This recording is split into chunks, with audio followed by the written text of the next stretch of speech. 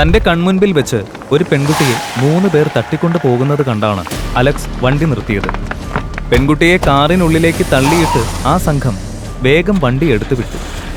ആ പെൺകുട്ടിയുടെ ജീവൻ തന്നെ അപകടത്തിലാണ് എന്ന് മനസ്സിലാക്കിയ അലക്സ് ആ കാറിനെ ചേസ് ചെയ്യാൻ തീരുമാനിച്ചു.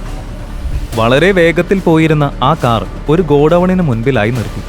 അതിൽ നിന്നും 50 വയസ്സിനോടടുത്ത് പ്രായം വരുന്ന ഒരു വൃദ്ധനും മറ്റ് 2 യുവാക്കളും പുറത്തിറങ്ങി.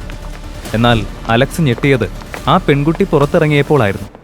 കുറച്ചു നേരങ്ങൾക്ക് മുൻപ് താൻ കണ്ട പെൺകുട്ടിയെ ആയിരുന്നില്ല അവൾ. കാറിൽ വിസമ്മതിച്ചിരുന്ന അവൾ കൂട്ടത്തിൽ ഒരുത്തനെ ചുംബിക്കുന്നു.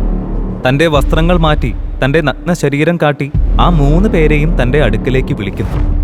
ഒരു വേശ്യയെ പോലെയുള്ള അവളുടെ പെരുമാറ്റം അലക്സിനെ അത്ഭുതപ്പെടുത്തി.